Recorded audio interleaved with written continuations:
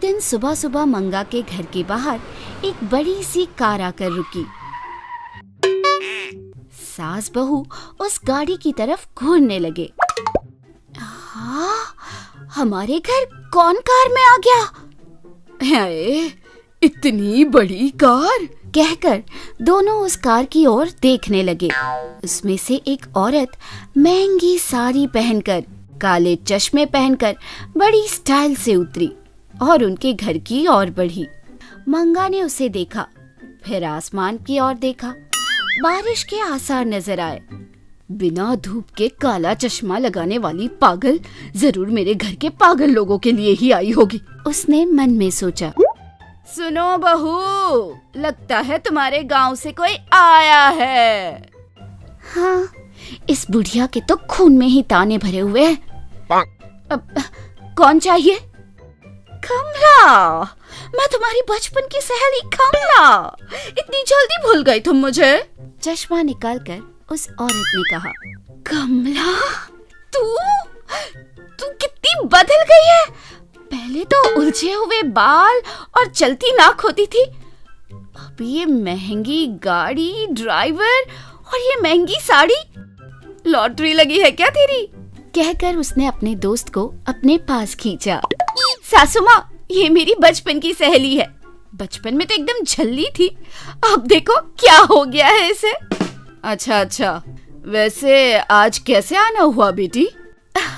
वो क्या है ना, मेरी शादी तय हो गई है तो कार्ड देने के लिए आई हूँ। और वैसे भी अब मैं वो झल्ली नहीं रही। मेरी कार देखी है, इम्पोर्टेड है, दुबई से मंगवाई है मेरे होने वाले पति ने। ड्राइवर भी रखा है। हमारे गांव में मैं और मेरे पति ही सबसे अमीर हैं। अच्छा सुन, तूने कार खरीदी कि नहीं? ओहो, मैं ही पागल हूँ। अगर कार ले लेती तो इस घर में क्यों रहती? एनीवे, हाँ, तू फिक्र मत कर, मैं अपनी कार भेजूंगी तो उसमें आराम से एसी में आना और पेट भरकर खाकर जाना, ठीक है? कहकर वह अपनी शादी का कार्ड देकर चल पड़ती है। ड्राइवर उसके लिए दरवाजा खोलता है और उसके बैठने के बाद दरवाजा बंद भी करता है। बचपन में तो एक फूटी कौड़ी नहीं होती थी इसके पास, और अब देखो कैसे उड़ रही है। कुछ भी करके इस बड़ी गाड़ी में उसकी शादी में जाना ही होगा, तभी उसकी अकल ठिकाने आएगी, ऐसा गंगा सोचती है। तभी बारिश शुरू होती है और मंगा का पति रवि घर आता है।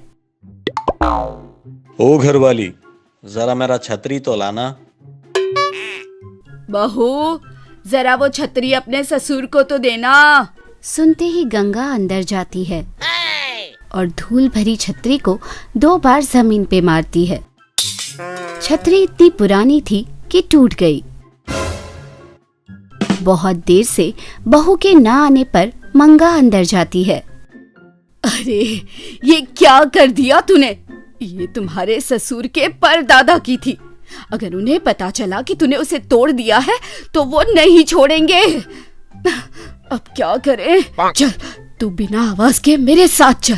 चल, कहकर वह अपनी पुरानी पेटी से एक किताब और कलम निकालती है।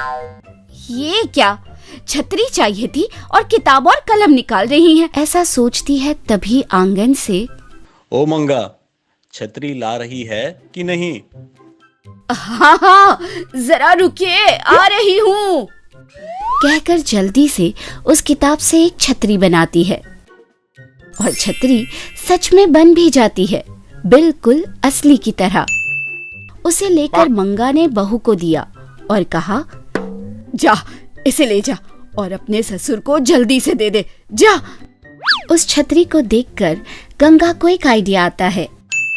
दूसरे दिन पलंग पर लेटी हुई सास के पैर दबाते हुए वह कहती है, अब सुनिए सासू माँ, मुझे कुछ चाहिए। क्या चाहिए? कुछ नहीं सासू माँ, आपको तो पता ही है, मेरी दोस्त कमला की शादी है। वो आई थी ना बुलावा देने, आप तो जानते हैं वो कितना फेंक रही थी। मुझे भी उसी की तरह बड़ी सी गाड़ी में जाना है उसकी शादी में। क्या कहा? गाड़ी, वो भी बड़ी? इतनी बड़ी कार कहाँ से लाऊंगी मैं? सासू माँ, आपने किताब में से छतरी बनाई तो बन गई ना, बिल्कुल उसी तरह मैं आपकी किताब में कार बनाऊंगी और उसकी शादी में बड़ी सी कार में जाकर आऊंगी। दे तो दूंगी, पर तुझ में लालच भी तो है और ऊपर से तेरी कलाकारी भी खराब। क्या सासू माँ, आपको नहीं पता, मैं अपने स्कूल के ड्राइंग में अव्वल आती थी, अव्वल। मेरी कलाकारी पर तो मेरी टीचर भी फिदा थी। यकीन नहीं आता तो पहले आपको उतार कर दिखा दूं कार।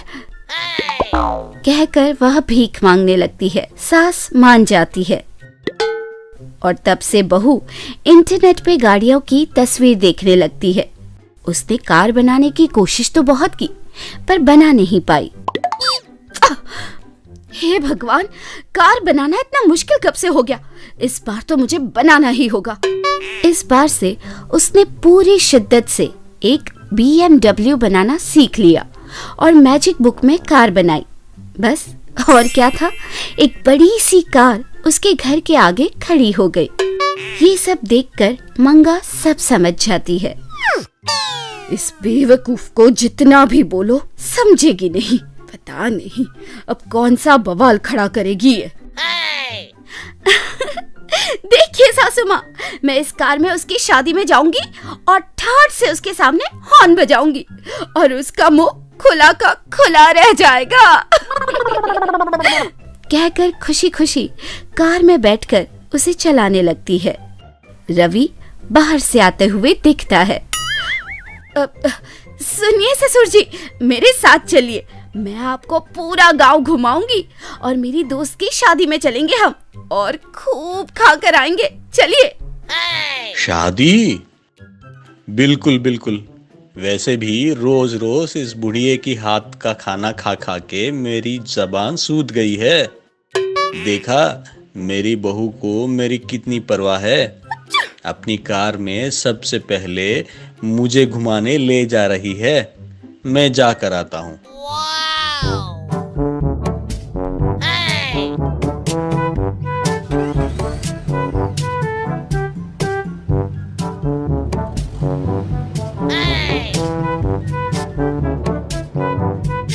अब ससुर जी एसी चलाओ। कितनी ठंडी हवा आ रही है। और नहीं तो क्या, आपने क्या समझा है अपनी बहू को? आपके लिए एसी कार ली है। अब ससुर जी, अच्छा गाना सुनेंगे? कहकर रेडियो ऑन किया। गाने चल रहे थे और रवि मजा ले रहा था। ससुर जी, अब आप देखिए, आपकी सीट ना सोफे जैसे खुल जाएगी। कहकर उसने एक बटन दबाया तो सोफा रिक्लाइनर की तरह खुल गया। अरे ये कार है कि हवाई जहाज? यह कहते हुए रवि बहुत खुश हुआ। इतने में अचानक एक भेड़ का झुंड उनके रास्ते में आया। यह देखकर रवि घबरा जाता है। अरे अरे ब्रेक तो लगाओ। वही तो देख रही हूँ, ब्रेक नजर नहीं आ रही। हे भगवान, सब तो उतार दिया, बस जल्दी में ब्रेक उतारना भूल गई। भेड़ों से बचकर उसकी कार जाकर दलदल में फंस जाती है। कार भी खराब हुई और कपड़े भी। मेरी पत्नी की बात ना मानकर जो तुम्हारे साथ आया, ये होना था मेरे साथ। दोनों उसी हालत में घर आते हैं और उनकी अवस्था देखकर मंगा बहुत हंसती है। मैंने कहा था ना आपसे, सुना नहीं। कोई बात नहीं, अभी अभी खाना बनाया है, चलिए खा लीजिए। मैंने सोचा था कि इसके हाथ से बनाया हुआ खाने से बचूंगा, पर नहीं बच पाया। सब तुम्हारी वजह से। कहकर गंगा की ओर गुस्से से देखता है।